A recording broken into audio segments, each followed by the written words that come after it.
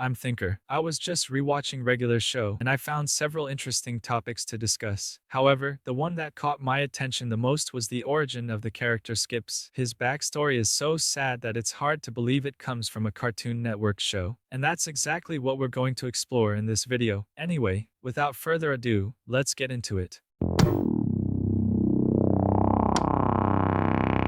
The episode starts like any other. Mordecai and Rigby are on the roof, replacing the tiles of the park's main house. They are sharing this task with Skips. As soon as he enters the scene, reminds them that it's lunchtime. They decide to eat on top of the house itself. Skips throws Mordecai's sandwich, and he catches it, but when it's Rigby's turn, he ends up dropping his. Mordecai jokingly says that Rigby should have thrown himself after the sandwich to catch it. Rigby replies that he would only do that if he were immortal like Skips. After this, they start talking about how great it must be to be immortal, mentioning things like not needing to breathe underwater or being able to survive in space without an astronaut's suit. Skips, being immortal, clears up their doubts until Rigby asks him how he actually became immortal. And that's when we dive into the plot of the episode. The episode doesn't specify the exact time period, but based on the clothing, I would guess it takes place between the 1920s and 1930s. In this story, we follow Walkies, that's Skip's real name. He has just entered Bennett High School and is already getting a scolding from the principal, who is probably Benson's great-great-grandfather.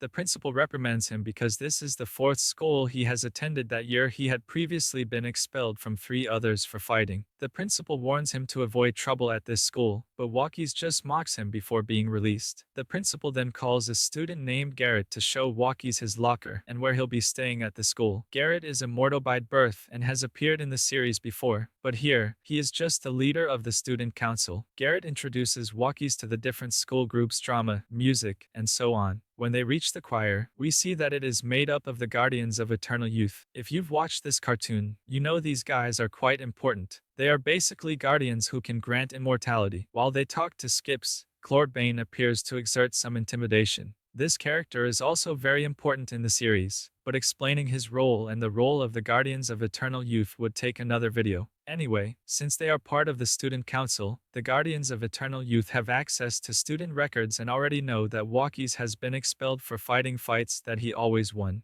In other words, he is good at fighting and could potentially stand up to Claude Bane. The challenge to fight Claude Bane happens during lunchtime. Walkies, being new at school, finds himself alone since all the tables are occupied. That's when a girl, a very important character in this episode, notices he looks a bit lost and invites him to sit with her. He accepts. The two have a conversation interesting enough for them to develop mutual interest. Meanwhile, in the background, the Guardians of Eternal Youth are seen again, this time with plans in hand. They are discussing Walkies' upcoming fight with Claude Bane. At this point, Walkies is not yet immortal, but Claude Bane is. The only way to defeat him is with a special gauntlet that they would forge. Walkies accepts the fight, but someone is not happy about it. Mona, the girl he just met. Upon hearing that he is getting into another fight, she simply abandons him. To do damage control, Walker says that she will no longer participate in the fight, which everyone knows is a lie except for her. That afternoon, after classes, Mona and Walks go together to the school party room to decorate it for the themed dance on Saturday. During the setup, they talk a little more, and Walks discovers that he doesn't even know how to hammer a nail. When Mona decides to help him, Claude Bane shows up. He had humiliated the younger students at the beginning, and Walks found this strange. He didn't like Claude Bane and wanted revenge, but he had promised Mona not to fight and needed to keep his word at least while she was watching. Claude Bane was causing havoc at school, and Walks felt trapped by his promise. Expelling Claude Bane was an option, but Walks couldn't fight him. However, the Guardians and Garrett convince Walks that the best thing for everyone is for him to find a way to deal with Claude Bane.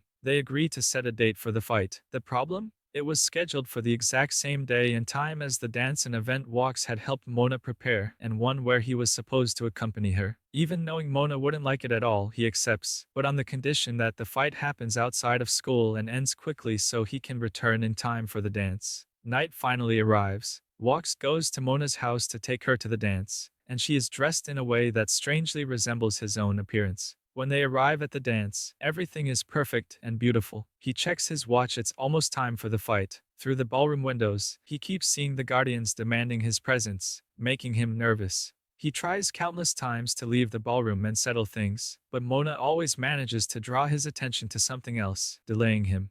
Of course, Walks doesn't like this at all and starts losing control. Just as he and Mona are posing for a photo together, Claude Bane bursts through the wall, looking to take Walk's head. Still, Walks doesn't want to fight until Claude Bane hurts Mona. Walks attacks him with everything he has, but his blows have no effect. He needs the gauntlets to actually hurt Claude Bane. Claude Bane is so out of control that he even hits the principal. The Guardians warn Walks about the gauntlets, but by then, it's too late. Just as they had forged their own weapon, Claude Bane had forged a powerful hammer. The strike from that weapon is enough to knock out all the Guardians, making them drop the gauntlets far away. Without the gauntlets, Walks takes a severe beating. When he is about to receive the final blow, Mona saves him. She manages to protect him, but the impact of the hammer cracks the walls, causing a massive piece of the ceiling to collapse on top of her. This sends Walks into a blind rage. Finally, he decides to grab the gauntlets. From then on, a true fight begins. Walks hits Claude Bane repeatedly,